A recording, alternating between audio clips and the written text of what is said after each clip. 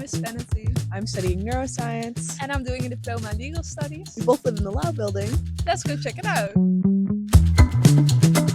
There are 33 rooms in the Lau building, some of which have balconies which look out over the stream, but all of them have ensuite bathrooms, a wardrobe, a desk, bedside table, lamp, and underbed storage. We also have a kitchen and a common room, which are open for everyone to use. And we also have a laundry room with 2 dryers and 2 washing machines.